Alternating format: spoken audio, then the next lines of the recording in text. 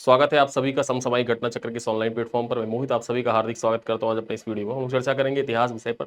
हम लोग अपने लोअर पीसीएस जो एनसीटी कोर्स था उसी के अंतर्गत देखा जाए यहाँ पर रिवीजन सीरीज संचालित कर रहे हैं और इस रिवीजन सीरीज के अंतर्गत इतिहास विषय के महत्वपूर्ण पॉइंट्स, क्योंकि आप जानते हैं कि आपकी परीक्षा में 5 सवाल आने वाले हैं इतिहास विषय से, और इतिहास विषय में हम लोग देखा जाए टू द पॉइंट बातें करेंगे। कंटेंट तो ऑलरेडी आपको प्रोवाइड किया गया है और लोअर पीसीएस का जो हमारा कोर्स है उस कोर्स के अंतर्गत ये वीडियो आपको प्रोवाइड किया जा रहा है और यूट्यूब पे भी प्रयास रहेगा कि इस वीडियो को पब्लिक किया जाए, जिससे और भी लोग देख सके कि हम लोग किस प्रकार से कंटेंट लोअर पीसीएस के लिए प्रोवाइड कर रहे हैं आपके रिवीजन सीरीज के अंतर्गत। ठीक है, तो यहाँ पर देखते हैं इतिहास विषय से संबंधित कुछ पीवाईक्यूज और एडिशनल फैक्ट्स के साथ में यहाँ पर ये क्लास संचालित की जा रही है, जिसमें आप एडिशनल फैक्ट्स तो पढ़ते ही पढ़ते हैं रिवीजन सीरीज के अंतर्गत, जो महत्वपूर्ण पॉइंट्स उनको रिवाइज भी करते हैं और पीवाईक्यूज को भी यहाँ पर सम्मिलित किया जाता है। मेरा मेन फोकस यहाँ पर ये है, चूंकि ये लोअर पीसीएस की परीक्षा है और परीक्षा का जो प्रारूप है उसमें बदला हुआ है, सिलेबस में भी बदला हुआ है, तो सिलेबस के अकॉर्डिंग जैसे यूपी पीसीएस में प्रश्नों की प्रकृति होती है, प्रश्नों की प्रकृति पर हमारा ज्यादा फोकस होगा।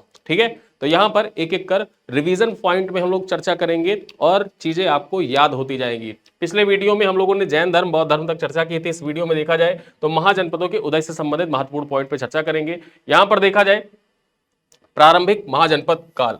ठीक है, हमने पिछले वीडियो में आपको बताया भी था कि जो भगवती सूत्र है और अंगुत्तर निकाय है, वहां से देखा जाए 16 महाजनपदों के बारे में जानकारी प्राप्त होती है। अब 16 महाजनपदों के बारे में आइए चर्चा कर लेते हैं। अंग महाजनपद सबसे पहले देखते हैं इसकी राजधानी क्या थी। इसकी राजधानी चंपा थी। ठीक है, उसी प्रकार से जो अवंती है, अवंती की राजधानी क्या थी? उज्जैनी और माहिष्मती। इसकी दो राजधानियां थी, उज्जैनी और माहिष्मती थी। वर्तमान में देखा जाए तो मालवा मध्य प्रदेश के अंतर्गत आता है। यहां पर बात की जाए अगला महाजनपद है कौन सा है? सूरसेन, मथुरा इसकी राजधानी थी। और काशी महाजनपद की राजधानी क्या थी? वाराणसी थी। ठीक है, तो ये पॉइंट आपके परीक्षा के दृष्टिकोण से इंपॉर्टेंट हो जाता है। सवाल कैसे? जो सुमेलित करने वाले सवाल होते हैं ना, सुमेलित करने वाले सवाल यहां से पूछे जा सकते हैं या फिर आपसे डायरेक्ट सवाल पूछा जा सकता है। अब सुमेलित करने के लिए एक तरफ सूची दे देगा, सूची एक और सूची 2। एक तरफ दे देगा महाजनपद और दूसरी तरफ उनकी राजधानी दे देगा। ठीक है, अब यहां से सवाल आपसे पूछ लिया तो यहां पर अपने पहले स्लाइड में हम लोगों ने 4 महाजनपद के बारे में देखा। आगे देखते हैं अगले महाजनपद के बारे में चर्चा करें। यहां पर देखा जाए तो अगला महाजनपद कौन सा है? अगला है मगध। ठीक है, अगला महाजनपद कौन सा है? यहां पर देखा जाए तो मगध महाजनपद। इसकी राजधानी क्या है? गिरिवज्र या राजगृह थी। गिरिवज्र या राजगृह थी। बात की जाए वर्तमान स्थिति पटना, गया और नालंदा क्षेत्र जो है वहीं पर मगध महाजनपद विस्तृत था। फिर मल्ल महाजनपद की बात करते हैं तो इसकी राजधानी क्या थी? पावा तथा कुशीनारा। पावा तथा कुशीनारा इसकी राजधानी थी। वर्तमान स्थिति की बात करें तो कुशीनगर, देवरिया, गोरखपुर, सिद्धार्थनगर आदि क्षेत्र तथा नेपाल का जो तराई का हिस्सा है, जो उत्तर प्रदेश से सटा हुआ हिस्सा है, वो फैला हुआ था यहाँ पर मल्ल महाजनपद। ठीक है, मत्स्य महाजनपद के बारे में चर्चा करें तो इसकी राजधानी क्या थी? विराटनगर थी। और उसी प्रकार से गांधार की बात कर ले तो गांधार की राजधानी थी तक्षशिला। गांधार, जहां से गांधारी आते थे, गांधारी आती थी और गांधार नरेश शकुनी। ठीक है, यहां पर देखा जाए दुर्योधन के जो मामा थे वो यहीं से आते थे, गांधार नरेश थे। और गांधार कहां पर अवस्थित है? तो पाकिस्तान के पश्चिमी क्षेत्र और अफगानिस्तान के पूर्वी क्षेत्र में अवस्थित है। चलिए आगे देखते हैं कौशल महाजनपद। इसकी राजधानी, 2 राजधानियां थी, साकेत और श्रावस्ती। ठीक है, साकेत और श्रावस्ती 2 राजधानियां थी। और वर्तमान स्थिति के बारे में चर्चा कर ले तो अयोध्या मंडल और देवी पाटन मंडल। ठीक है, देवी पाटन मंडल। अब यहां पर जो दोनों मंडल है, कैसे? जो श्रावस्ती है, ठीक है, ये देवी पाटन मंडल के अंतर्गत आता है, जबकि साकेत जो है, या जिसको आप अयोध्या के नाम से भी जानते हैं, अयोध्या मंडल के अंतर्गत आता है। फिर आगे चर्चा करते हैं कंबोज। अभी जो कंबोज है, कंबोज की राजधानी क्या थी? कंबोज की राजधानी थी हाटक या राजपुर। ठीक है, जम्मू और कश्मीर के कुछ क्षेत्र तथा हजारा जिला जो पाकिस्तान के अंतर्गत आता है, वहां पर यह विस्तृत था। आगे चर्चा करें कुरु। कुरु की राजधानी क्या थी? इंद्रप्रस्थ थी। क्या थी? इंद्रप्रस्थ थी कुरु की राजधानी। आधुनिक दिल्ली, मेरठ, हरियाणा का जो क्षेत्र है वो कुरु महाजनपद के अंतर्गत आता था। कौरव, पांडव, ठीक है, ये सब कुरु महाजनपद के अंतर्गत आते हैं। अश्वक के बारे में चर्चा कर ले तो इसकी राजधानी क्या थी? इसकी राजधानी थी पोतली या पोतन। और ये नर्मदा तथा गोदावरी के मध्य क्षेत्र में विस्तृत था और दक्षिण भारत का एकमात्र महाजनपद है। तो इस प्रकार से देखा जाए अपने इस वीडियो में मतलब यहां पर देखा जाए हम लोगों ने 16 महाजनपद के जो बारे में आसानी से जानने का प्रयास किया, चित्रात्मक रूप से आपको बताया भी गया। उसकी राजधानी क्या है, राजधानी भी बताई गई, साथ ही साथ में देखा जाए तो वो कहां पर अवस्थित है ये भी पॉइंट्स आपको बता दिया। सुमेलित करने के लिए सवाल अक्सर यहां से आपकी परीक्षा में पूछ लिए जाते हैं। ठीक है, आगे देखें चेदी महाजनपद, इसकी राजधानी क्या है, शुक्तवती। फिर उसके बाद पांचाल, पांचाल की राजधानी क्या थी, अहिछत्र या काम्पिल्य थी। ठीक है, वज्जी की राजधानी क्या है, वज्जी की राजधानी है वैशाली, और वत्स की राजधानी है कौशाम्बी। ये वत्स की राजधानी याद रखिएगा, आपके पीवाईक्यू में पूछा जा चुका है, ये आपके पीवाईक्यू में पूछा जा चुका है। ठीक है, तो इस प्रकार से सुमेलित करने के लिए सवाल आएंगे तो आप वहां पर टिक कर सकते हैं। ये मध्य गंगा मैदान का जो क्षेत्र है वहां पर ये विस्तृत है, चेदी, पांचाल, वज्जी और वत्स। चलिए अब यहां पर देखते हैं, आगे चलते हुए हम लोग कुछ महत्वपूर्ण अभिलेखों के बारे में चर्चा कर लेते हैं। कुछ महत्वपूर्ण अभिलेख जो आपके परीक्षा में पूछे गए हुए हैं, ये पीवाईक्यू से आपके परीक्षा के दृष्टिकोण से इंपॉर्टेंट भी हो जाते हैं और डायरेक्टली यहां से सवाल आपकी परीक्षा में पूछे भी गए हैं। हाथी गुम्फा अभिलेख, ठीक है, ये किसके द्वारा देखा जाए, हाथी गुम्फा अभिलेख किसके द्वारा खुदवाया गया था, तो कलिंग राजा थे खारवेल, खारवेल के द्वारा हाथी गुम्फा अभिलेख खुदवाया गया था। और ये हाथी गुम्फा अभिलेख वही अभिलेख है जहां पर गधों से हल चलवाए जाने के साक्ष्य मिलते हैं, गधों से हल चलवाए जाने के साक्ष्य मिलते हैं। महाभारत का पहली बार वर्णन यहीं पे मिलता है। फिर आगे चलते हैं, यहां पर देखते हैं अगला कौन सा है, जूनागढ़, जिसको गिरनार अभिलेख के नाम से जानते हैं। इसको खुदवाने का कार्य किसके द्वारा किया गया था, तो रुद्रदामन के द्वारा किया गया था, जूनागढ़ अभिलेख का। फिर आगे बात करते हैं तो नासिक अभिलेख के बारे में चर्चा करें तो इसको किसने स्थापित करवाया था, गौतमी बलश्री के द्वारा स्थापित कराया गया था। वहीं पर हम प्रयाग प्रशस्ति के बारे में चर्चा करें तो प्रयाग प्रशस्ति यहां पर बात करें तो समुद्रगुप्त के द्वारा खुदवाया गया था, हरिशेन के द्वारा लिखा गया था प्रयाग प्रशस्ति। ठीक है, चंपू भाषा में 24 पंक्तियां उत्कीर्ण है प्रयाग प्रशस्ति में। वर्तमान में देखा जाए तो अकबर का जो किला है प्रयागराज में वहीं पर अवस्थित है ये। ठीक है, मंदसौर अभिलेख के बारे में चर्चा कर ले तो मालवा नरेश यशोधर्मन के द्वारा ये बनवाया गया था, खुदवाया गया था। ठीक है, मंदसौर अभिलेख। तो यहां पर अपने स्लाइड में हम लोगों ने जो महत्वपूर्ण अभिलेख जो आपकी परीक्षा में बार बार पूछे जाते हैं उन पे चर्चा कर ली, आपके एग्जाम के दृष्टिकोण से इंपॉर्टेंट है। देखते हैं एहोल प्रशस्ति के बारे में देखा जाए तो एहोल प्रशस्ति ये किसके द्वारा लिखाई गई, तो ये पुलकेशन द्वितीय के द्वारा लिखवाई गई थी। ग्वालियर अभिलेख यहां पर बात कर लेते हैं, चर्चा कर लेते हैं, इसका संबंध किससे है, तो गुर्जर प्रतिहार नरेश महीजभूष से संबंधित है ग्वालियर अभिलेख। ठीक है, उसी प्रकार से बात करते हैं तो जूनागढ़ और भितरी अभिलेख जो है इनका संबंध किससे है, जो भितरी अभिलेख है तथा जूनागढ़ अभिलेख जो है इनका संबंध स्कंदगुप्त से है, किससे, स्कंदगुप्त से है। वही उसी प्रकार से जो देवपाड़ा प्रशस्ति है इसका संबंध किससे है, तो देवपाड़ा प्रशस्ति का संबंध विजय सेन से है। तो इस प्रकार से हमने आपको एक टेबल प्रदान किया, एक लिस्ट प्रदान किया जिससे आप आसानी से जो महत्वपूर्ण अभिलेख हैं और उनका संबंध किस राजा से है, किस राजवंश से है, ये बातें आप आसानी से समझ सकते हैं। ठीक है, हाथी गुम्फा अभिलेख खारवेल, जूनागढ़ जिसको गिरनार अभिलेख के नाम से जानते हैं रुद्रदामन से संबंधित है, इसी के द्वारा खुदवाया गया था। बाद में स्कंदगुप्त का भी नाम इसमें देखा जाए जोड़ा गया। ठीक है, उसी प्रकार से नासिक अभिलेख गौतमी बलश्री से संबंधित है, प्रयाग प्रशस्ति का संबंध समुद्रगुप्त से है, मंदसौर अभिलेख का संबंध मालवा नरेश यशोधर्मन से है, एहोल प्रशस्ति पुलकेशन द्वितीय से संबंधित है, ग्वालियर अभिलेख गुर्जर नरेश प्रतिहार यहां पर देखा जाए गुर्जर प्रतिहार नरेश जो मिहिरभोज है उनसे संबंधित है, भितरी और जूनागढ़ अभिलेख ठीक है इसका संबंध स्कंदगुप्त से है और देवपाड़ा प्रशस्ति का संबंध विजयसेन से है। ठीक, तो ये महत्वपूर्ण अभिलेखों के बारे में हमने आपको बताया। आगे चलते हैं, यहां पर देखते हैं जो चाणक्य के द्वारा अर्थशास्त्र लिखा गया, ठीक है, उसमें कुछ प्रमुख तीर्थों का वर्णन किया गया है। इस तीर्थों से संबंधित सवाल आपकी परीक्षा में पूछा गया है। ठीक है, ये आपके पीवाईक्यू में आया हुआ सवाल है। पीवाईक्यू पर यहां पर देखा जाए हम लोग फोकस करें तो आपके परीक्षा के दृष्टिकोण से बेहद महत्वपूर्ण हो जाता है। ठीक है, अर्थशास्त्र जो ये किताब लिखी गई है ना, बेसिकली देखा जाए तो मौर्य वंश की जो राज्य व्यवस्था है, नाम तो अर्थशास्त्र है लेकिन इसका संबंध इकोनॉमी से नहीं है, इसका संबंध बेसिकली देखा जाए तो मौर्यकालीन जो राज्य व्यवस्था है ना, राज्य व्यवस्था, मौर्यकालीन राज्य व्यवस्था से इसका मूल रूप से संबंध है। अब यहां पर देखा जाए कुछ प्रमुख वर्णित जो तीर्थ हैं और उन तीर्थों के जो अध्यक्ष, ठीक है, अध्यक्ष कौन है उसके बारे में चर्चा करते हैं। सबसे पहले देखते हैं पुरोहित। पुरोहित कौन होता था मौर्य काल में, यहां पर देखा जाए तो धर्म और दान विभाग का जो प्रधान होता था उसको पुरोहित कहा जाता था। युवराज कौन था, जो राजा का पुत्र होता था उसको युवराज कहते थे। सेनापति सैन्य विभाग का प्रधान होता था। उसी प्रकार से समाहर्ता की बात कर ले तो राजकीय करों का संग्रहकर्ता होता है। ठीक है, राजकीय करों का संग्रहकर्ता कौन होता है तो उसको समाहर्ता कहा जाता था। ठीक है। सन्निधाता कौन होता था? सन्निधाता के बारे में चर्चा करें तो राजकीय कोष का अध्यक्ष जो होता था, राजकीय कोष जो होता था उसका जो अध्यक्ष होता था उसको सन्निधाता कहा जाता था। उसी प्रकार से जो मुद्रा जारी करना किसका कार्य होता था? लक्षणाध्यक्ष का कार्य होता था। जो लक्षणाध्यक्ष होता था वो मुद्रा जारी करने का कार्य करता था। आगे चर्चा करें, यहां पर देखा जाए अकराध्यक्ष कौन होता था? जो खान होती थी ना, जहां से खान खनन खुदाई होती थी, उन खानों का अध्यक्ष अकराध्यक्ष कहा जाता था। प्रतिष्ठा कौन सा होता था? यहां पर बात करते हैं जो फौजदारी न्यायालय होता है, ठीक है, फौजदारी न्यायालय होता है, उसका जो न्यायाधीश होता था उसको क्या कहा जाता था? प्रतिष्ठा कहा जाता था। अब मौर्य काल में बात करें तो न्यायालय दो प्रकार के होते थे।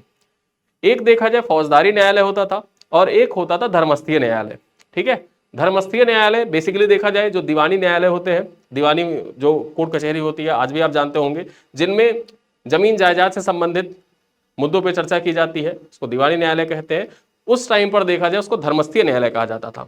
और फौजदारी न्यायालय जो होता था उसमें देखा जाए बेसिकली जो मारपीट के मुकदमे होते थे वहां पर दर्ज कराए जाते थे। तो जो फौजदारी न्यायालय देखता था उसका जो न्यायाधीश होता था उसको प्रतिष्ठा कहते थे। और उसी प्रकार से देखा जाए जो धर्मस्थीय न्यायालय होता था तो धर्मस्थीय न्यायालय के न्यायाधीश को व्यवहारिक कहा जाता था, ठीक है। चलिए अब यहां पर देखा जाए जो वाणिज्य विभाग था, अर्थशास्त्र के अनुसार वाणिज्य विभाग का अध्यक्ष क्या कहलाता था? तो पड़याध्यक्ष कहलाता था। राजकीय कृषि विभाग का जो अध्यक्ष होता था उसको क्या कहा जाता था? जो राजकीय कृषि विभाग है ना उसको सीता अध्यक्ष कहा जाता है, सीता अध्यक्ष। और यही देखा जाए जो सीता होती है उत्तर, यहां पर बात करें तो उत्तर वैदिक काल में, उत्तर वैदिक काल में सीता का अर्थ क्या होता है? हल रेखा, ठीक है, हल रेखा जो होती थी उसको सीता कहा जाता था। तो इस प्रकार से सीता अध्यक्ष कौन? जो राजकीय कृषि विभाग के जो अध्यक्ष होते हैं उनको सीता अध्यक्ष कहा जाता था। और वही बात मैंने आपको बताई कि जो व्यवहारिक होते हैं बेसिकली वो धर्मस्थीय अर्थात दीवानी न्यायालय जो होते हैं उनके न्यायाधीश होते हैं व्यवहारिक। अब यहां पर बात करते हैं कर्मांतिक के बारे में। कर्मांतिक कौन होते थे? कर्मांतिक बेसिकली देखा जाए तो उद्योग और वाणिज्य के अध्यक्ष होते थे। उद्योग एवं वाणिज्य विभाग जो होता था उसके अध्यक्ष होते थे कर्मांतिक, इनको कर्मांतिक कहा जाता था। चलिए आगे देखते हैं, दंडपाल कौन होते थे? तो पुलिस अधिकारी, ठीक है, जो पुलिस अधिकारी होते हैं उनको पुलिस अधिकारियों को दंडपाल कहा जाता था।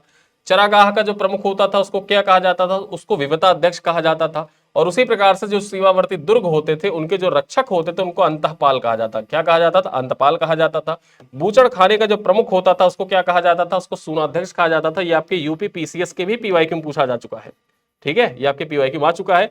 और जो गणिका अध्यक्ष होता था उसको वैश्याओं का जो प्रमुख होता था, ठीक है, वैश्याओं का जो प्रमुख होता था उसको क्या कहा जाता था? उसको गणिका अध्यक्ष कहा जाता था। तो इस प्रकार से देखा जाए तो अर्थशास्त्र में वर्णित प्रमुख तीर्थ और उनके अध्यक्षों के बारे में हम लोगों ने चर्चा की है। अब अशोक से संबंधित कुछ महत्वपूर्ण बिंदु आपके लिए जो एग्जाम के दृष्टिकोण से बेहद इंपॉर्टेंट है, जो अशोक के द्वारा धर्म प्रचारक विभिन्न क्षेत्रों में भेजे गए उनसे। अब यहां पर ये टेबल के फॉर्मेट में आपको प्रोवाइड किया गया और एज इट इज आपसे परीक्षा में पूछा जा सकता है सुमेलित करने के लिए लोअर पीसीएस में, ठीक है। अब प्रचारक और क्षेत्र से संबंधित महत्वपूर्ण बिंदुओं को देख लेते हैं। तो अशोक के द्वारा अपने पुत्र और पुत्री सोन और उत्तरा को कहां पर भेजा गया था? इनको स्वर्ण भूमि भेजा गया था।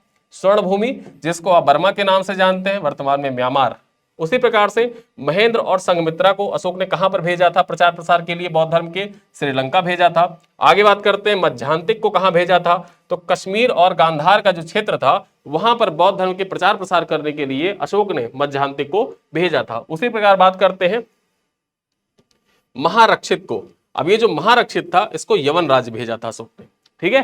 तो इस प्रकार से देखा जाए इस टेबल को आपको याद रखना, ये टेबल आपकी परीक्षा के लिए इंपॉर्टेंट है। सूची 1, ठीक है, और सूची 2, इस प्रकार से आपसे परीक्षा में पूछ सकता है। चलिए आगे चर्चा करते हैं, अगली खबर यहां पर मतलब अगले पॉइंट पे चर्चा करते हैं, अशोक के प्रमुख शिलालेख और उनमें वर्णित विषय।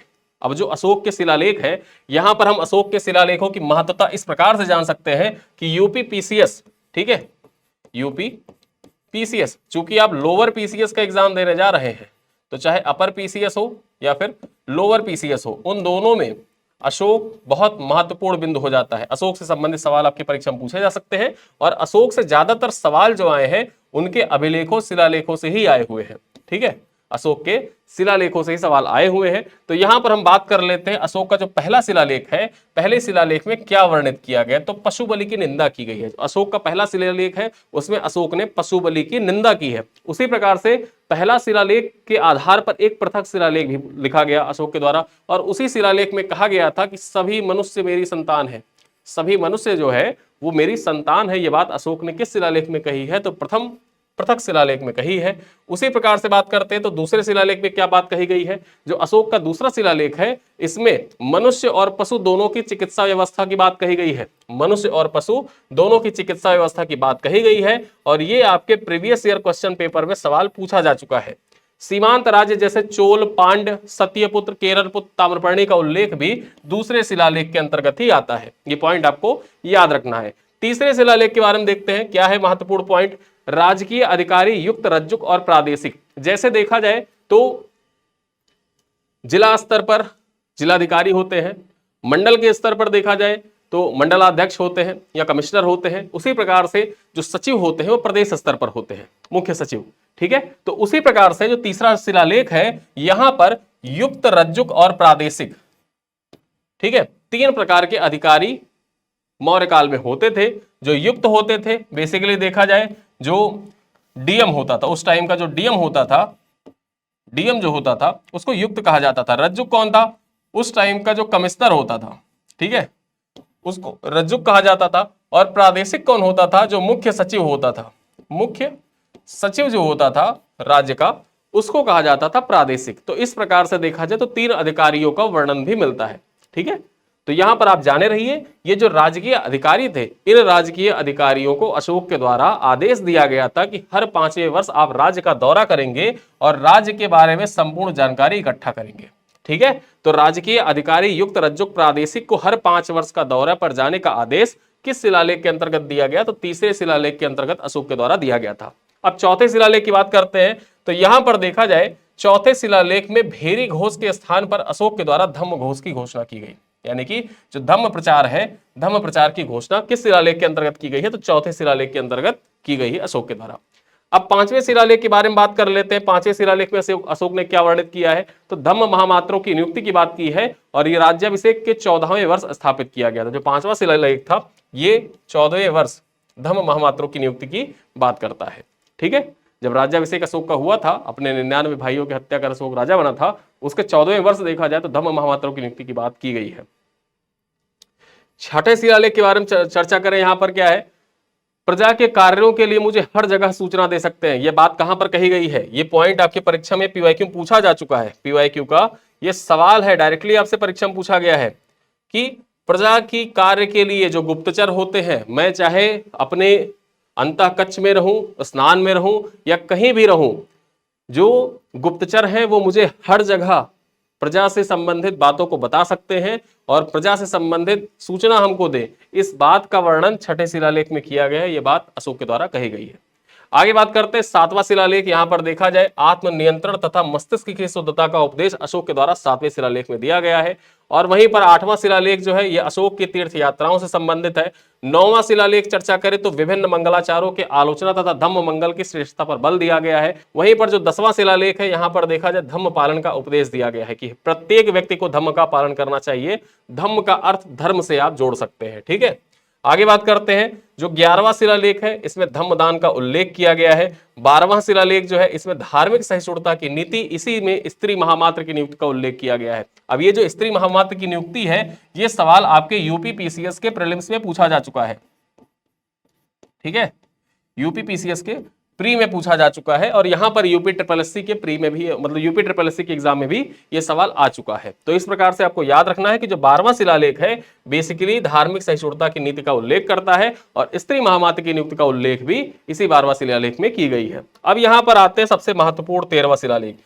ये देखा जाए तो पीसीएस में 3 बार पूछा जा चुका है। 2022 यूपी पीसीएस में पूछ लिया था सवाल, यहीं से डायरेक्टली सवाल पूछा था कि किस शिलालेख में देखा जाए कलिंग युद्ध का वर्णन किया गया है।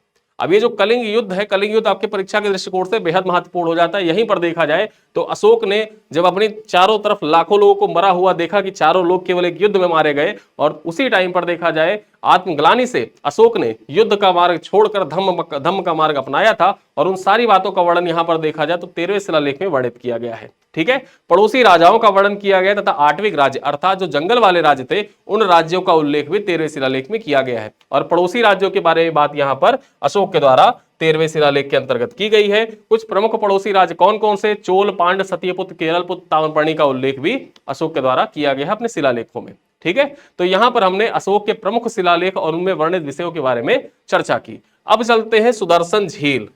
ये पॉइंट आपके परीक्षा के दृष्टिकोण से इंपॉर्टेंट हो जाता है। निर्माण तथा जीर्णोद्धार के बारे में चर्चा कर ले। जो सुदर्शन झील है इसी के पास में जो जूनागढ़ अभिलेख है, ठीक है, जूनागढ़ अभिलेख जो है वहीं पर सुदर्शन जूनागढ़ अभिलेख जो रुद्रदामन के द्वारा खुदवाया गया था उसी से बेसिकली देखा जाए तो सुदर्शन झील के बारे में संपूर्ण जानकारी हमको मिलती है। इसके निर्माण और जीर्णोद्धार के बारे में जानकारी मिलती है। अब यहां पर देखा जाए जो सुदर्शन झील है इसके निर्माण और जीर्णोद्धार से 4 लोगों का संबंध है। वो 4 लोग कौन कौन से हैं? चंद्रगुप्त का संबंध है। चंद्रगुप्त के द्वारा देखा जाए तो अपना गवर्नर किसको बनाया गया था, यहां पर बात करते हैं तो पुष्यगुप्त को बनाया गया था। उसी प्रकार से देखा जाए अशोक के द्वारा अपना गवर्नर किसको बनाया गया, तुशाप्य को बनाया गया। रुद्रदामन ने किसको बनाया था अपना गवर्नर, सुविशाख को बनाया था। और स्कंदगुप्त के द्वारा देखा जाए तो पर्णदत्त तथा उसके पुत्र चक्रपालित को यहाँ का अधिकारी नियुक्त किया गया था इसकी देखरेख करने के लिए, जो सुदर्शन झील है। ठीक है, चलिए आगे हम बात करते हैं, आते हैं सल्तनत कालीन कुछ प्रमुख महत्वपूर्ण बिंदुओं पर चर्चा कर लेते हैं। ठीक है, हम यहाँ पर अपने इस वीडियो क्लास में जितने इंपॉर्टेंट पॉइंट्स हैं, फैक्चुअल पॉइंट जो डायरेक्टली आपकी परीक्षा में पूछे जाने के लिए एकदम तत्पर है कि यहां से सवाल आ ही सकता है, उन्हीं पॉइंट्स को समाहित करते हुए चल रहे हैं। और 4 से 5 क्लास में देखा जाए इतिहास के जितने फैक्चुअल पॉइंट्स हैं जो एकदम कोर पॉइंट है, उन कोर पॉइंट पर हमारा मेन फोकस होगा। ठीक है, यहां पर देखते हैं सल्तनत कालीन प्रमुख कर के बारे में चर्चा कर लेते हैं। अब सल्तनत काल में देखा जाए कुछ प्रमुख करों में 5 प्रमुख कर थे। अब वो 5 प्रमुख कर कौन कौन से थे? जजिया था, जकात था, खुम्स था, खराज था तथा उस्र था। ठीक है, इस प्रकार से 5 प्रकार के कर सल्तनत कालीन प्रमुख कर थे। जजिया देखा जाए तो ये गैर मुसलमानों से लिया जाने वाला कर था, यानी कि जो मुस्लिम नहीं थे उनसे जजिया कर वसूल किया जाता था। जजिया के बारे में आपने सुना भी होगा, बहुत सारी बातें सुनी होंगी जजिया के बारे में। ठीक है, जकात क्या होता था? मुसलमानों से लिया जाने वाला धार्मिक कर होता था। जो मुस्लिम होते थे वो अपनी कमाई का कुछ % हिस्सा जो होता था वो दान देते थे। ठीक है, जितनी उनकी कमाई होती थी, इनकम होती थी, उसका कुछ % हिस्सा दान देते थे, उसको जकात कहा जाता था। ठीक है, पवित्र कर इसको माना जाता है। खुम्स के बारे में चर्चा कर लेते हैं, तो युद्ध में लूट से प्राप्त जो धन होता था उसको खुम्स कहा जाता था। अब एक महत्वपूर्ण पॉइंट यहां पर यह हो जाता है कि पहले देखा जाए, ठीक, सल्तनत काल में अलाउद्दीन के पहले और अलाउद्दीन के बाद इस जो खुम्स था ना, इसमें परिवर्तन आया। परिवर्तन कैसे आया कि पहले क्या होता था कि 20% हिस्सा राजकोष में जमा होता था और 80% हिस्सा जो होता था वो सैनिकों में बांट दिया जाता था। ठीक है, जो लूट का धन होता था उसको खुम्स कहा जाता था। अब यहां पर 20% हिस्सा राजकोष में जमा करके 80% हिस्सा सैनिकों में बांट दिया जाता था। लेकिन जब अलाउद्दीन आता है वो क्या करता है, वो कहता है नहीं, 80% हिस्सा जो है इसको आप राजकोष में जमा करिए और केवल 20% हिस्सा ही सैनिकों के बीच में बांटा जाएगा। और एक महत्वपूर्ण परिवर्तन यहीं से होता है कि राजकोष में लूट का धन जमा होना स्टार्ट हो जाता है। तो इस प्रकार से युद्ध में जो लूट से प्राप्त हुआ धन होता था उसको क्या कहा जाता था? खुम्स कहा जाता था। और लूट के धन के बारे में किस प्रकार से डिविडेशन होता था उसके बारे में मैंने आपको बता दिया। आगे चर्चा करते हैं खराज के बारे में। यहां पर देखा जाए तो प्रारंभ में गैर मुस्लिम कृषकों से लिया जाने वाला जो कर होता था उसको खराज कहा जाता था। और उस्र क्या होता था? उस्र मुस्लिमों से लिया जाने वाला जो भूमि कर होता था, मुस्लिमों से लिया जाने वाला जो भूमि कर था उसको उस्र कहा जाता था। खराज क्या था? गैर मुस्लिमों से लिया जाने वाला कृषि कर था। तो इस प्रकार से सल्तनत कालीन प्रमुख करों के बारे में हमने अपने इस स्लाइड में चर्चा की। अगला स्लाइड देखते हैं, मोहम्मद गौरी के कुछ प्रमुख युद्ध देख लेते हैं। जो मोहम्मद युद्धों से संबंधित देखा जाए सवाल आपकी परीक्षा में अक्सर पूछ लिया जाता है। तो एक तरफ वर्ष दे रखा है, विपक्षी और परिणाम क्या रहा, इन सब के बारे में यहाँ पर एक ही टेबल में पॉइंट्स दिए गए हैं। जो तराइन का पहला युद्ध था ये कब हुआ था? ये 1191 में हुआ था। सुमेलित करने के लिए परीक्षा में से सवाल पूछ लेता है अक्सर। ठीक है, अब यहां पर मोहम्मद गौरी के विपक्ष में कौन लड़ रहा था? पृथ्वीराज चौहान लड़ रहे थे और पृथ्वीराज चौहान यहां पर विजयी होते हैं। ठीक है, फिर उसके बाद देखा जाए, उसके बाद यहां पर बात करते हैं तराइन का द्वितीय युद्ध। अब ये जो तराइन का द्वितीय युद्ध है ये कब होता है? ये होता है 1191 में, और इसमें देखा जाए पृथ्वीराज चौहान और मोहम्मद गौरी के बीच में युद्ध होता है, और विजयी कौन रहता है? गौरी यहां पर विजयी हो जाता है। और गौरी विजयी होने के बाद में देखा जाए तो पृथ्वीराज चौहान को कैद करता है और गौर लेकर जाता है। फिर उसके बाद में आप जानते ही होंगे कि जो चंद्रबरदाई थे और मोहम्मद, यहाँ पर देखा जाए जो चंद्रबरदाई थे पृथ्वीराज चौहान, ये दोनों लोग बहुत घनिष्ठ मित्र थे, और शब्द भेदी बाण चलाना आता था पृथ्वीराज चौहान को। और जब चर्चा हुई, ठीक है, कि कल राजा के सामने पेशी होनी है और शब्द भेदी बाण के बारे में उसने मोहम्मद गौरी ने सुन रखा था कि शब्द भेदी बाण चलाता है, मतलब आवाज सुन के बाण चला देते हैं मोहम्मद गौरी, पृथ्वीराज चौहान, तो इस कला को देखना चाहता था। अब यहाँ पर देखा जाए तो चंद्रबरदाई जो होते हैं वो कहते हैं कि राजा साहब कल गौरी के सामने पेशी होनी है, कल गौरी आपकी कला को देखेगा, तो क्यों ना ऐसा किया जाए कि कुछ कि जो हमारा अपमान हुआ है उस अपमान का बदला ले लिया जाए। तो यहाँ पर पृथ्वीराज चौहान, जिनकी दोनों आंखें पहले ही फोड़ दी गई थी, उनको जब वो पहुंचते हैं, जो क्रीड़ा स्थल होता है, क्रीड़ांगन होता है, क्रीड़ांगन में पहुंचते हैं, और उसके बाद में चंद्रबरदाई भी उनके साथ जाते हैं। उनके आंख पे पट्टी बंधी होती है पृथ्वीराज चौहान के, और हाथ में उनको धनुष बाण पकड़ाते हुए चंद्रबरदाई मोहम्मद गौरी की तरफ देखता है और एक अनुमान लगाता है कि वो कहाँ पर, कितनी ऊंचाई, कितनी हाइट पर बैठा हुआ है, और उनसे कहता है, मोहम्मद गौरी से कहता है कि गौरी जी जब आप आदेश देंगे उसके बाद ही हमारे महाराज तीर चलाएंगे, ठीक है। और आके फिर ये क्या करते हैं, चंद्रबरदाई जो होते हैं वो पृथ्वीराज चौहान के कान में बताते हैं कि 4 बांस 24 गज अष्टंगुल प्रमाण ताव ऊपर सुल्तान है मत चुको चौहान। तो इसी प्रकार जब बताया जाता है और उसके बाद जब गौरी वहां से बोलता है, फिर ये यहाँ से तीर मारते हैं और तीर जाके उनको लगती है। हालांकि गौरी उस टाइम मरता नहीं है, लेकिन जो जहर होता है वो धीरे धीरे फैलता है और बाद में जाकर गौरी मर जाता है, ठीक है। तो यहाँ पर पृथ्वीराज चौहान विजयी होता है। फिर उसके बाद बात करते हैं चंदावर का युद्ध। ये कब हुआ था चंदावर का युद्ध? तो ये 1194 में हुआ था। कब? 1194 में हुआ था। और यहाँ पर देखा जाए मोहम्मद गौरी और जयचंद के बीच में हुआ था, और यहाँ पर भी देखा जाए तो गौरी था वो विजयी होता है। और उसके बाद में देखा जाए भारत में गुलाम वंश की स्थापना होती है। जो गौरी के गुलाम थे वो धीरे धीरे भारत में अपना साम्राज्य फैलाने लगते हैं। इस प्रकार से सल्तनत काल प्रारंभ हो जाता है। अब यहाँ पर जो दिल्ली सल्तनत प्रारंभ होता है तो उसके कुछ प्रशासनिक विभागों के बारे में चर्चा कर लेते हैं, जिनसे संबंधित सवाल अक्सर आपकी परीक्षा में पूछ लिए जाते हैं। आप पीवाई की उठाकर देखेंगे तो बहुत से सवाल पूछे गए हैं यहाँ से डायरेक्टली। और मैं आपको फिर बता रहा हूँ कि मेरा मेन मोटिव यही है कि आपको जितनी भी क्लास दी जाए पूरे क्लास में टोटली फैक्ट्स प्रोवाइड किए जाए, जो फैक्ट्स आपकी परीक्षा के दृष्टिकोण से इंपॉर्टेंट है, ताकि आपके फैक्ट रिवाइज हो जाए, ठीक है। चलिए देखते हैं बाकी जो आपको रिटन में कंटेंट प्रोवाइड किया गया है कोर्स के अंतर्गत, उसमें बहुत डिटेल में चीजें लिखी हुई हैं, वहां से आप पढ़ सकते हैं। वही एज इट इज चीज पढ़ाना थोड़ा सा इतर हो जाता है कि इतर बनाने के लिए, जैसे कोई कंटेंट हमने आपको प्रोवाइड किया, अब वही कंटेंट मैं यहाँ पर स्लाइड लगा के वही कंटेंट एज इट इज पढ़ाना स्टार्ट कर दूं तो आपको भी यही लगेगा कि मास्टर साहब आते हैं लाइन बाय लाइन पढ़ के चले जाते हैं। उस लाइन बाय लाइन से पढ़ने से अच्छा है कि मैं उसमें से जितने पॉइंट्स दिए गए हैं, आपको प्रोवाइड किए गए हैं, उनमें से जो सबसे बेस्ट आपके परीक्षा के दृष्टिकोण से पॉइंट्स हैं उनको खोज कर तैयार करूं, तैयार करने के बाद आपके समक्ष प्रेजेंट करूं, ताकि आप उसको पढ़ें और आपको लगे भी कि हमने 40 मिनट की क्लास देखी तो 40 मिनट में 400 फैक्ट्स तैयार भी किए, ठीक है। चलिए आइए देखते हैं। एक तरफ विभाग दे रखा है, कार्य दे रखा है और संस्थापक का नाम दे रखा है। जो दीवाने अर्ज था इसकी बेसिकली देखा जाए ये क्या था, एक दीवाने अर्ज जो था ये सैन्य विभाग था और इसकी स्थापना बलबन के द्वारा की गई थी। उसी प्रकार से दीवाने रियासत जो था ये क्या था, ये बाजार नियंत्रण के लिए विभाग स्थापित किया गया था अलाउद्दीन खिलजी के द्वारा, ठीक है। दीवाने वाकूफ क्या था, ये व्यय विभाग था और इसकी स्थापना किसके द्वारा, जलालुद्दीन खिलजी के द्वारा की गई थी। दीवाने मुस्तक राज की स्थापना किसके द्वारा की गई थी, अलाउद्दीन खिलजी के द्वारा की गई थी और दीवाने मुस्तक राज एक राजस्व विभाग था, ठीक है। बात करें दीवाने अमीर ए कोही, दीवान ए अमीर ए कोही ये कृषि विभाग था और इसकी स्थापना मोहम्मद बिन तुगलक के द्वारा की गई थी।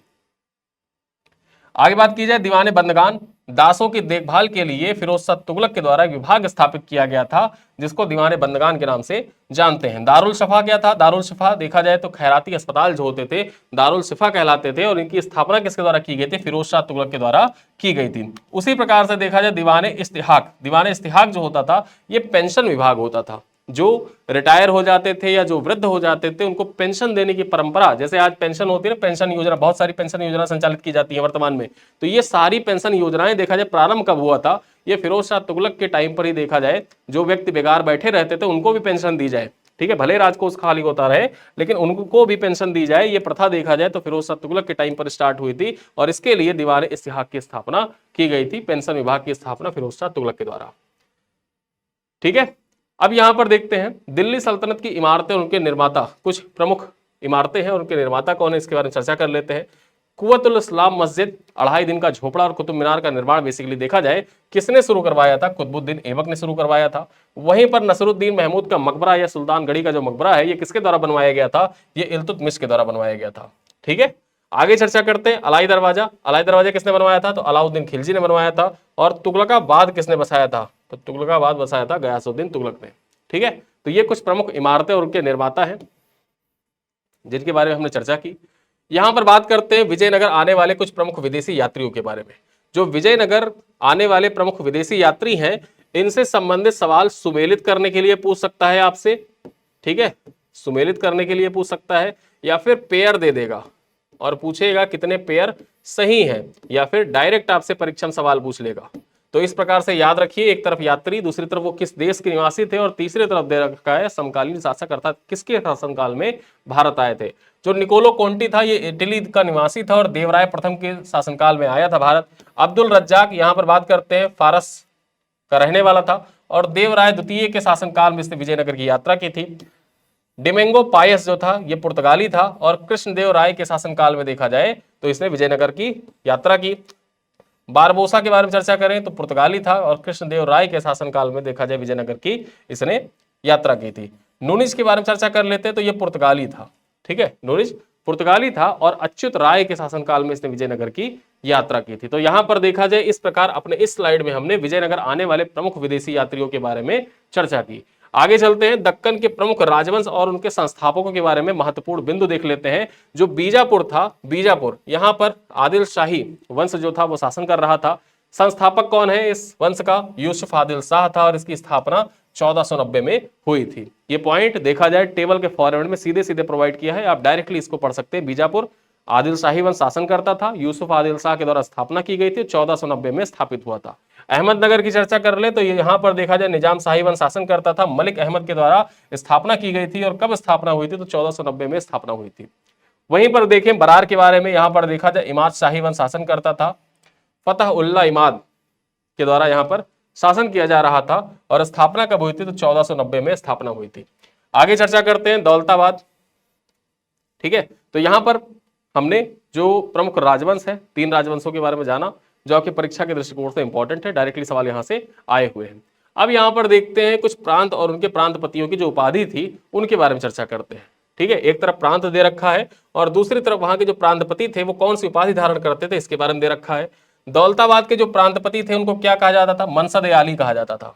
ठीक है, बरार के जो प्रांतपति थे उनको मजलिस ए आली कहा जाता था।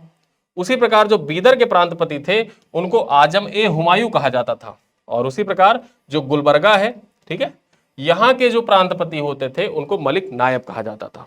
तो इस प्रकार से हमने प्रांत और उनके प्रांतपति जो होते थे कौन सी उपाधि धारण करते थे। जैसे हमने जब वैदिक उत्तर वैदिक काल के बारे में चर्चा की थी, राजाओं के बारे में बताया था कि राजा उत्तर के राजा क्या कहलाते थे, दक्षिण के राजा क्या कहलाते थे, फिर उसके बाद पूर्व के राजा पश्चिम के राजा क्या कहलाते थे, और जो मध्य भारत में राज करते थे वो क्या कहलाते थे। ये सारी बातें हमने बताई थी। उसी प्रकार से देखा जाए जो प्रमुख दक्कन के प्रांत हैं उन प्रांतों के जो प्रांतपति हैं उनकी उपाधियां क्या क्या है, ये बातें भी आपको याद रखनी होंगी। परीक्षा में डायरेक्टली सवाल यहाँ पर बन सकता है। चूंकि हमने उत्तर वैदिक काल में देखा था उसी को आधार बनाकर मैंने इस स्लाइड को यहाँ पर तैयार किया है जो आपकी परीक्षा के दृष्टिकोण से बेहद इंपॉर्टेंट है।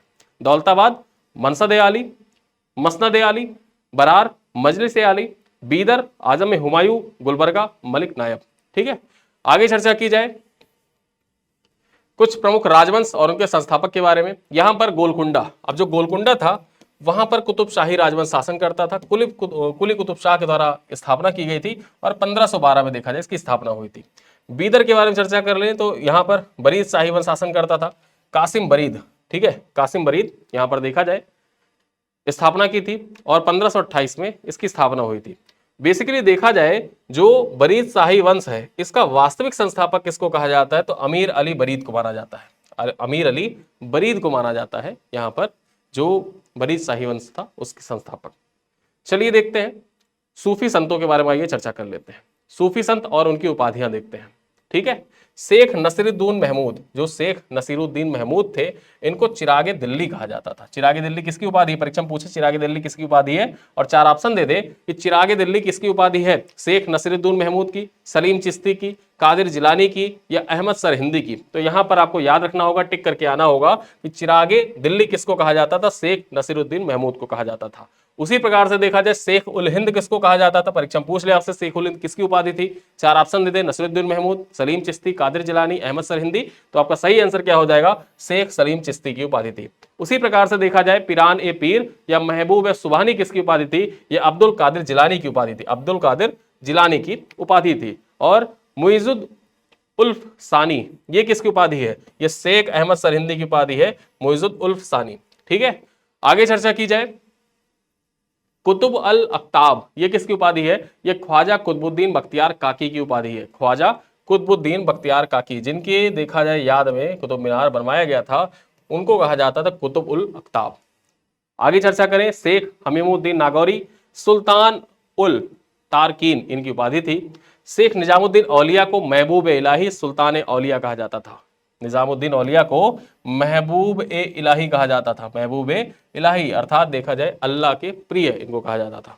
आगे देखा जाए, शेख सिराजुद्दीन उस्मानी को आईने हिंद कहा जाता, आईना हिंद किसको कहा जाता था? शेख सिराजुद्दीन उस्मानी को कहा जाता था। तो इस प्रकार से हमने सूफी संतों की उपाधियों के बारे में चर्चा की। आगे देखा जाए, कुछ प्रमुख सूफी सिलसिले उनके संस्थापक कौन थे, इनके बारे में आइए चर्चा कर लेते हैं। जो चिश्ती सिलसिला था इसके संस्थापक कौन थे? अबू इस्हाक सामी इसके संस्थापक थे। सोहरावर्दी सिलसिले के बारे में चर्चा कर लेते हैं, तो शेख सहाबुद्दीन सोहरावर्दी इसके संस्थापक थे। कादरी सिलसिला के बारे में चर्चा करें तो शेख अब्दुल्ला कादिर जिलानी इसके संस्थापक थे। सत्तारी सिलसिले के बारे में चर्चा करें तो शेख अब्दुल्ला सत्तारी इसके संस्थापक थे। नक्शबंदी सिलसिले के बारे में चर्चा करें तो बहाउद्दीन नक्शबंद इसके संस्थापक थे। और अब आते हैं अपने मुगल वंश पर। ठीक है, मुगल वंश से संबंधित कुछ महत्वपूर्ण पॉइंट्स देख लेते हैं जो आपके एग्जाम के दृष्टिकोण से इंपॉर्टेंट है। मुगल शासक और उनके प्रसिद्ध नाम, यहां से देखा जाए यूपी ट्रिपल एससी में आपके पीवाईक्यू में सवाल डायरेक्टली पूछे गए हैं। औरंगजेब को क्या कहा जाता था? औरंगजेब की उपाधि है, उसको प्रसिद्ध नाम से जानते थे, जिंदा पीर कहा जाता था। औरंगजेब को जिंदा पीर कहा जाता था। जहादार शाह को देखा जाए तो लंपट मूर्ख कहा जाता था। फरुख शेर को देखा जाए तो घृणित कायर कहा जाता था। उसी प्रकार से रफीउद्दर्जात जो था इसको कठपुतली शासक कहा जाता था। मोहम्मद शाह को देखा जाए क्या कहा जाता था? रंगीला कहा जाता था। कभी कभी ये देखा जाए तो नग्न अवस्था में ये चला आता था घूमने के लिए। ठीक है, अपने जो महल होता था महल में नंगा घूमता रहता था ये। चलिए आगे देखते हैं, बहादुर शाह प्रथम के बारे में चर्चा करें तो साहिब खबर, हमेशा देखा जाए ये मदमस्त रहता था। जो बहादुर शाह प्रथम था ये हमेशा शराब पी के मदमस्त रहता था, इसको शासन वासन से कोई मतलब नहीं था, इसीलिए साहिब खबर कहा जाता था। और उसी प्रकार से जो बहादुर शाह द्वितीय है इनको जफर कहा जाता था। बहादुर शाह द्वितीय जफर इनकी उपाधि थी। ठीक है, बहादुर शाह द्वितीय की। अब आगे चलते हैं, मुगल कालीन प्रमुख महिलाएं एवं उनके कार्य। यूपी ट्रिपल एससी में देखा जाए तो एक सवाल पूछा गया था आपसे, सवाल पूछा गया था जो आपके परीक्षा के दृष्टिकोण से बेहद महत्वपूर्ण था। उस टाइम पे आई थिंक हुमायूं के मकबरे के बारे में पूछा था, हुमायूं का मकबरा किसके द्वारा बनवाया गया था। ठीक है, चलिए देखते हैं। अब यहाँ पर जो मुगल कालीन प्रमुख महिलाएं थी उनके प्रमुख कार्यों के बारे में चर्चा कर ले। जो गुलबदन बेगम है, गुलबदन बेगम, हुमायूं नामा की रचना किसके द्वारा की गई थी? गुलबदन बेगम के द्वारा की गई थी। वह अरबी और फारसी की प्रकांड विदुषी थी, मतलब अरबी और फारसी की देखा जाए बहुत विद्वान थी गुलबदन बेगम, और इन्हीं के द्वारा हुमायूं नामा की रचना की गई थी। महम अनंगा, जो महम अनंगा थी ये कौन थी? ये 1560 से लेकर 62 तक पेटीकोट सरकार को इनको द्वारा चलाया गया था। पेटीकोट सरकार का बेसिकली देखा जाए जो मतलब था, यहां पर देखा जाए जो अकबर जो था वो छोटा था। ठीक, अकबर जो था वो छोटा था, तो उनकी धाई माँ थी, अकबर की धाई माँ थी महामंगा बेगम। ठीक है, और इन्हीं के द्वारा देखा जाए बेसिकली शासन चलाया जा रहा था, और इसी को पेटीकोट सरकार कहा गया। ठीक है, बात की जाए तो दिल्ली में मदरसा ए बेगम की स्थापना किसके द्वारा? महामनंगा बेगम के द्वारा किया गया था। नूरजहां के बारे में चर्चा की जाए, परीक्षा के दृष्टिकोण से इंपॉर्टेंट है। जहांगीर की पत्नी थी, जुंटा ग्रुप का नेतृत्व इनके द्वारा किया गया था। जो जुंटा ग्रुप है इसका संबंध देखा जाए तो नूरजहां से है, जुंटा ग्रुप का संबंध नूरजहां से जुड़ी हुई थी, और इसने अनेक श्रृंगार प्रसाधन एवं पहनावों को सुरुचिपूर्ण परिवर्तन किए।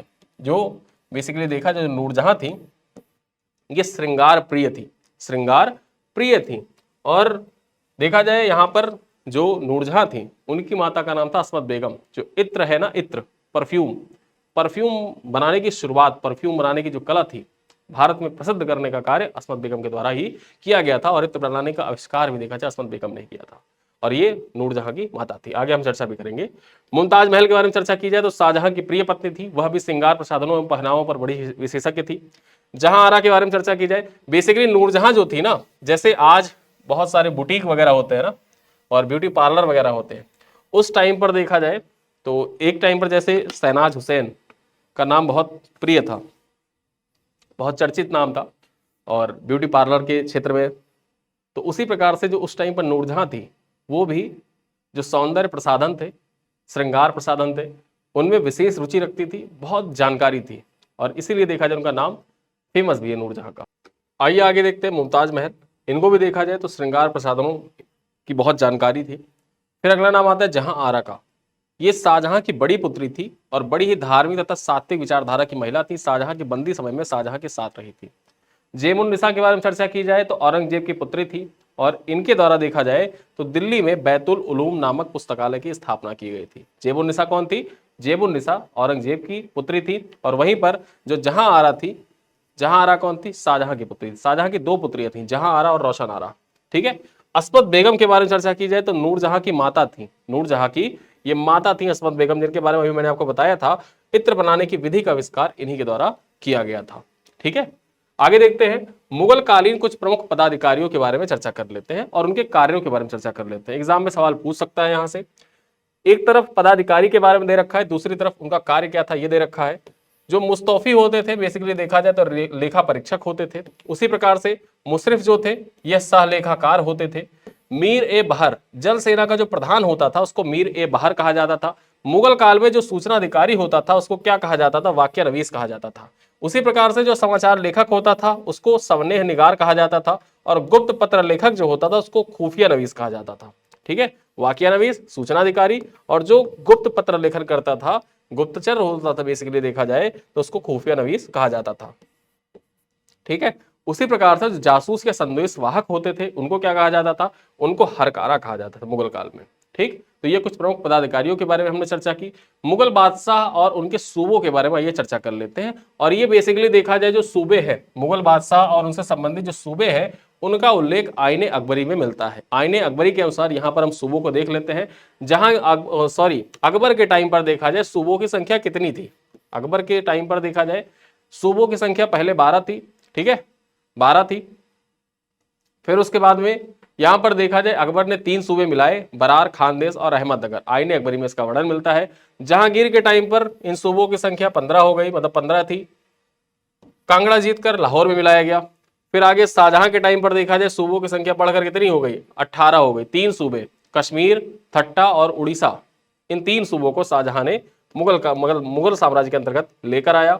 औरंगजेब के बारे में चर्चा करें तो औरंगजेब के टाइम पर देखा जाए सूबों की संख्या बढ़कर कितनी हो गई? 20 हो गई। ठीक है। और औरंगजेब ने 2 सूबे बीजापुर और गोलकुंडा को मुगल साम्राज्य के अंतर्गत स्थापित किया, मुगल साम्राज्य में मिला लिया था। तो इस प्रकार से देखा जाए सूबों की संख्या आपको याद रखना है।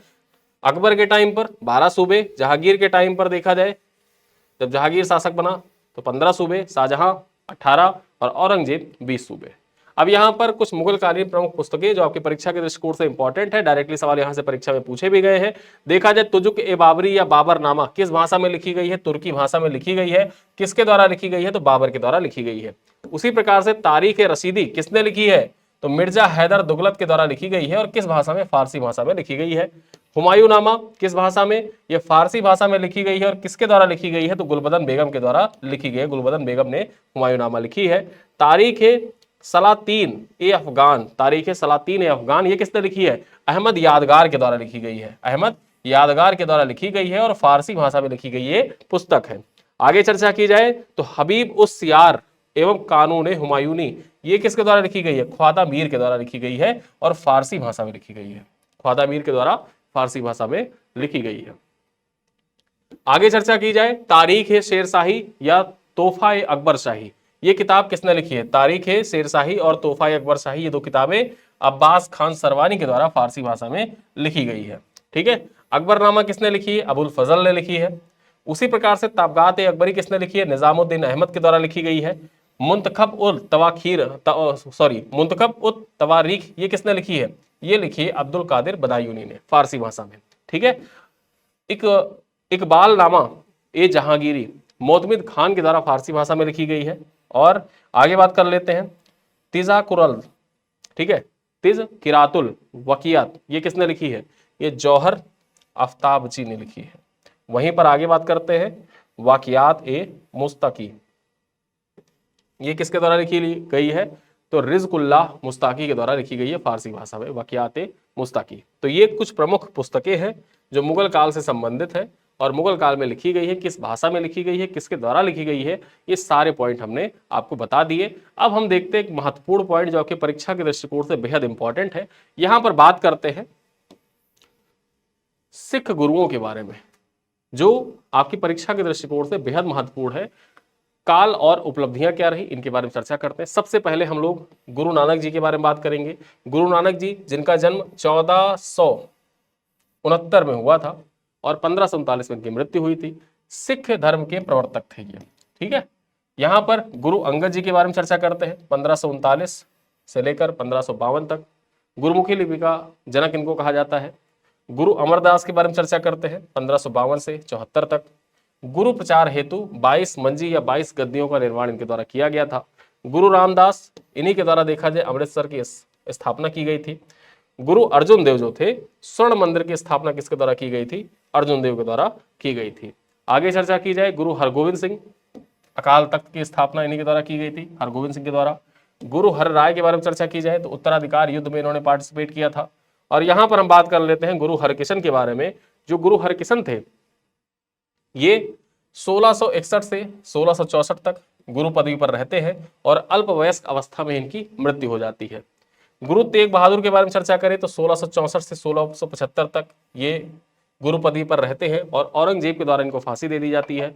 फिर हम आगे चर्चा करते हैं 10वें गुरु कौन थे? गुरु गोविंद सिंह। यहां पर देखा जाए 1675 से 1708 तक ये गुरु पदवी पर रहते हैं और खालसा पंथ की स्थापना गुरु गोविंद सिंह के द्वारा की गई थी। तो एक तरफ हमने उपलब्धियां देख ली और एक तरफ उनका कार्यकाल देखा और यहां पर हमने जो प्रमुख सिख गुरु हुए हैं उनके बारे में चर्चा की है। चलिए अब देखते हैं कुछ प्रमुख स्थापत्य जो मुगल काल से संबंधित है, आपकी परीक्षा के दृष्टिकोण से इंपॉर्टेंट है। आगरा फोर्ट, इसका निर्माण किसके द्वारा करवाया गया था? अकबर के द्वारा करवाया गया था। और कब देखा जाए 1565 से 1573 के बीच में इसका निर्माण कार्य चला था। फतेहपुर सीकरी अकबर के द्वारा बनवाया गया। ठीक है, ताजमहल यहां पर बात करें तो शाहजहां के द्वारा बनवाया गया। 1631 से लेकर 1648 तक इसका जो निर्माण कार्य था वो चला था। जामा मस्जिद जो दिल्ली का है, इसको किसके द्वारा बनवाया गया था? शाहजहां के द्वारा बनवाया गया था। 1644 से 1656 तक यहाँ पर कार्य चला था। लाल किला किसने बनवाया? तो शाहजहां ने बनवाया है। वहीं पर बीबी का मकबरा किसके द्वारा बनवाया गया है? तो आजम शाह के द्वारा बनवाया गया। जो आजम शाह औरंगजेब का जो पुत्र था उसके द्वारा बीबी का मकबरा बनवाया गया। अब यहाँ पर जो मुगल शासक हुए हैं उनके वास्तविक नाम और उनकी उपाधियां क्या थी, ये जानना आपकी परीक्षा के लिए बेहद महत्वपूर्ण है। ठीक है, ये जानना बेहद इंपॉर्टेंट है।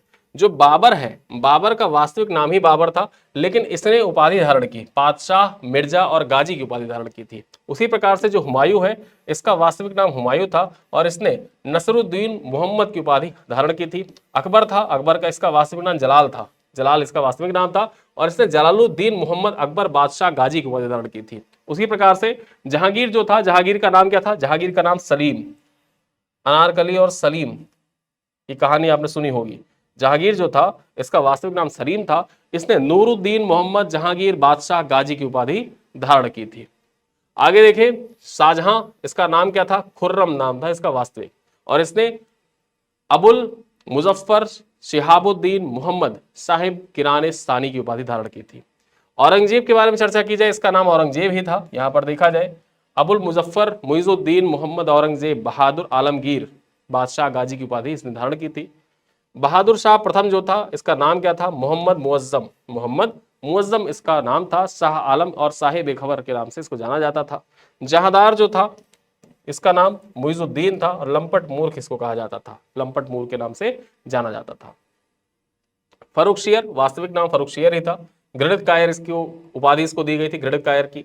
आलमगीर द्वितीय जो था, अजीजुद्दीन इसका मूल नाम था, जबकि आलमगीर द्वितीय इसको कहा जाता था। ठीक है, उपाधि थी। शाह आलम द्वितीय, इसका वास्तविक नाम अली गौहर था और इसको उपाधि शाह आलम द्वितीय की मिली थी। शाहजहां द्वितीय, इसका नाम क्या था, रफीउद्दौला जो था शाहजहां द्वितीय की उपाधि से शासन करने के लिए मुगल गद्दी पर बैठा था। मोहम्मद शाह के बारे में चर्चा करें तो इसका मूल नाम मोहम्मद शाह ही था और इसको उपाधि दी गई थी रंगीला की। तो इस प्रकार से हमने मुगल शासकों के वास्तविक नाम देखे और उनको उपाधियां क्या दी गई, उन उपाधियों के बारे में चर्चा की। अब मुगल बादशाह और उनके मकबरों के बारे में चर्चा कर लेते हैं। मुगल बादशाह एक तरफ दे रखा है, उनका मकबरा कहां पर अवस्थित है इसके बारे में चर्चा करें तो बाबर का मकबरा कहां पर, काबुल में है। हुमायूं का मकबरा कहां पर है, हुमायूं का मकबरा दिल्ली में है। अकबर का मकबरा यहां पर बात करते हैं तो आगरा सिकंदरा में अवस्थित है। जहांगीर का मकबरा देखा जाए तो लाहौर शाहदरा में अवस्थित है। शाहजहां का मकबरा आगरा में अवस्थित है और औरंगजेब का जो मकबरा है वो खुलदाबाद छत्रपति संभाजी नगर में अवस्थित है। ठीक है, तो इस प्रकार से अगर आपको 4 ऑप्शन दे दे, यहां पर औरंगजेब, शाहजहां, जहांगीर और अकबर, और परीक्षा में पूछे कि निम्नलिखित में से किस मुगल शासक या किस मुगल बादशाह का मकबरा भारत में अवस्थित नहीं है, तो यहां पर आप जाने रहिएगा कि बाबर का मकबरा काबुल में है और उसी प्रकार से जो जहांगीर है, जहांगीर का मकबरा कहां पर है, शाहजहां यहां पर शाहदरा में है। ठीक है, लाहौर शाहदरा के अंतर्गत आता है, तो ये दोनों भारत में अवस्थित नहीं है। बाकी आप यहाँ पर जो 6 नाम दिए गए हैं, 6 नाम में देखा जाए तो बाकी 4 जो है उनके जो मकबरे हैं वो भारत में अवस्थित है। ठीक, अब यहां पर चलते चलते देख लेते हैं अंत में एक महत्वपूर्ण पॉइंट, मुगलों से स्वतंत्र होने वाले राज्य। ठीक है, मुगलों से जो स्वतंत्र राज्य हुए वो किसके नेतृत्व में स्वतंत्र हुए थे, तो बंगाल जो था ये मुर्शीद कुली खान के नेतृत्व में स्वतंत्र हुआ था। कर्नाटक के बारे में देखा जाए तो शहादतुल्लाह खान के नेतृत्व में स्वतंत्र हुआ था मुगलों से। भरतपुर जो था ये चूड़ामन और बदन सिंह के नेतृत्व में स्वतंत्र हुआ था। अवध जो था ये शहादत खान बुरहानुल मुल्क के नेतृत्व में स्वतंत्र हुआ था। हैदराबाद चिनकिरीज खान या निजामुल मुल्क के नेतृत्व में स्वतंत्र हुआ था। और जो रोहिलखंड था ये दाऊद खान और अली मोहम्मद खान के नेतृत्व में अलग हुआ था मुगल साम्राज्य से। ठीक है, तो अपने इस वीडियो में लगभग 1 घंटे के आसपास का ये वीडियो है और अपने इस वीडियो में हमने देखा जाए 16 महाजनपद से स्टार्ट किया और मुगल काल तक जितने भी इंपॉर्टेंट फैक्ट्स जो आपकी परीक्षाओं में बारंबार पूछे गए हैं उन सारे फैक्ट्स को आपको जो रिवीजन सीरीज के अंतर्गत जो एनसीटी कोर्स हमारा चलाया गया था उसके अंतर्गत जो आपको कंटेंट प्रोवाइड किया गया, उस प्रोवाइडेड कंटेंट में जितने महत्वपूर्ण बिंदु हैं उन बिंदुओं से जो निचोड़ है उस निचोड़ को आपको समक्ष प्रस्तुत करने का प्रयास किया गया है ताकि आसानी से एग्जाम टाइम में देखा जाए, क्योंकि अब शॉर्ट लिस्ट हो चुके हैं कितने लोगों को परीक्षाएं देनी है और उस शॉर्ट लिस्टिंग के दौरान आपकी परीक्षा के दृष्टिकोण से बेहद इंपॉर्टेंट जितने भी महत्वपूर्ण पॉइंट्स हैं उन पॉइंट्स को कवर करते हुए यहाँ पर आपके लिए इतिहास की रिवीजन करवाने का प्रयास किया गया है। ठीक है, आगे हम अपने अगली क्लास में देखा जाए 2 से 3 क्लास हम और लेंगे जिसमें आधुनिक भारत से संबंधित जितने महत्वपूर्ण पॉइंट्स हैं पुस्तकों से लेकर प्रमुख विद्रोह, प्रमुख पुस्तकें, प्रमुख आयोजन सम्मेलन, फिर उसके बाद में देखा जाए प्रमुख अधिनियम, फिर जो गवर्नर जनरल रहे उनसे संबंधित महत्वपूर्ण पॉइंट्स, कांग्रेस के अधिवेशन हुए उनसे संबंधित महत्वपूर्ण पॉइंट्स, गांधी युग से संबंधित इंपॉर्टेंट पॉइंट, जितने भी महत्वपूर्ण पॉइंट्स से महत्वपूर्ण बिंदु हैं सारे बिंदुओं पर हम लोग एक एक कर चर्चा करते हुए आगे बढ़ेंगे जिससे आपका कंप्लीट इतिहास का रिवीजन हो जाए। ठीक है, तो इन्हीं सब बातों के साथ इस क्लास को करेंगे यहीं पर समाप्त। मिलते हैं अगली क्लास में, तब तक के लिए धन्यवाद।